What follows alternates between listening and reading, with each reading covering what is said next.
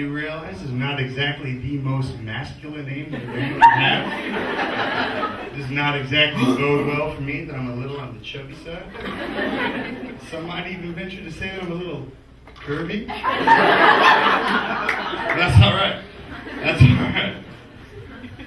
It's forced me to develop somewhat of a personality over the course of my life, which I guess is it's a good thing. It goes well for you, from what I hear. You know, it might get you the job. It might get you it might get you the loan. It might get you, you know, a date. I've heard rumors it might even get you laid somewhere. But I'm not holding that shit as until I see that shit on Mythbusters. I'm not believing that shit for a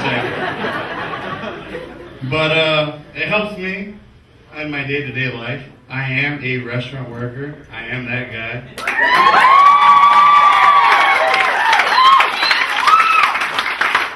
I do happen to work at a place that happens to be predominantly women, predominantly pretty women. I got some friends. It's cool. It's cool though. But you know, as far as being a chubby brown man that works in a fucking restaurant that is predominantly women, it's hard. I'm always playing from behind. It fucking sucks.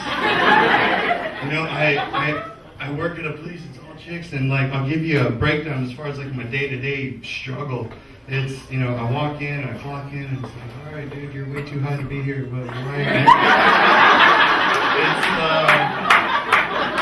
I come in and, you know, typical day in the life as far as me playing from behind, it's dudes are coming in, you know, typical day. Let's say it's 3 dudes that come in. They walk in, they're greeted by this, you know, pretty piece of jailbait that's fucking got the brains of an ice cube. They don't know what the fuck's going on. And they're like, oh, hey, I'm happy I was right over there. You can totally save money. It's totally cool. I'm like, oh, yeah, I don't have to, but, you know, it's fine. Go for it. And, you know, they walk over and they're greeted. They're immediately faced with a decision, mind you. They go, do I sit with the little cougar bartender? She's like, she's a little milk but you know, she fucking knows a thing or two. Or they got the dude bartender that fucking knows a little bit about everything and he's a good dude to talk to. Or they can run the gauntlet with a dude like me. In the seat yourself area. All they've seen are pretty girls and they're like, oh yeah, fuck it, why wouldn't I sit right over there? So they have a seat, they sit down, and I smoke a little bit of pot. By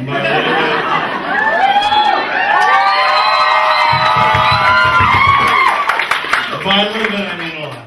And, so I'm constantly like late to my table. They don't know that I'm supposed to be waiting on them. But they think it's some pretty girl, and they're like, oh hey, what's up? Adel's gonna be totally right with you.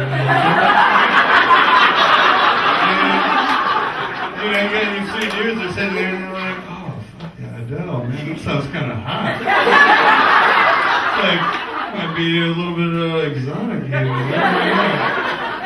And so that's where immediately things just go downhill. I show up and I put this small, womanly, chubby hand like right on the table. I'm like, hey boys, you know, what can I get for you? And immediately, they're just like, they do the move. And like, I'm not gonna lie, like, you know, like every man knows, I'm breaking man law by sharing with these people.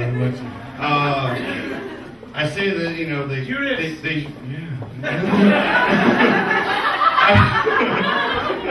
I show up, I put this small chubby woman hand on my table and I say, hey boys, what can I get for you? And they go, oh man, fucking, it's, what? You're, like, well, we were looking at you, you know, the size up from the belly. It's, oh, you're hanging over the table a little bit. It's no big deal. It's a bigger area for a belly full of mess. No big deal. We move upward. Perky little boobies, huh? Nice. It's, no bra either. Still likes to party. They continue to trek upward, and that's where shit gets real bad. They're like, oh man, you got some stuff on that. Holy fuck, you're a guy? And immediately I'm reading the crowd, and I say, oh god, man, they hate me right off the bat. And Johnny escaped from his girlfriend. He was with her for 2 minutes there. Man, I totally fucked up right now, I'm sorry. He escaped from his girlfriend for about 2 hours. He's upset that he doesn't have a girl, but, it's whatever, it's me, it's a dude, whatever. You got Johnny Pothead, who's fucking, he doesn't care what he's eating or where he's even at. He's just, he's like, dude, do I get nachos or sliders? I don't even know. And then you got Bobby Beamer, who he's got his keys out on the table. You don't know if he's fucking leasing or renting, but he's there, and he's not taking no for an answer. He's wondering, how many Cosmos do I take to fucking get this dude to turn into a chubby brown boy? All of a sudden, I have to play this quasi-gay manserver that, is trying to get enough money out of this fucking guy to hopefully be able to go buy some drugs off the dude in the back that fucking doesn't give a shit, so I can forget that this whole fucking shift ever even happened.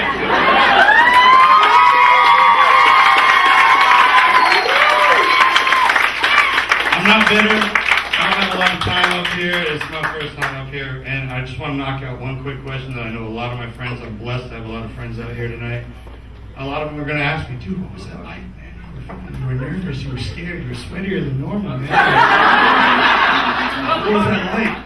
And they're going to ask me, and I want to tell you, like, this is not unlike my first sexual experience.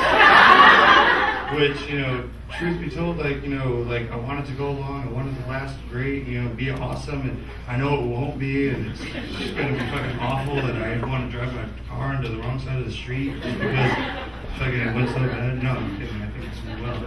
But, whether this was good for you or it wasn't, this has been the best 5 minutes of my life.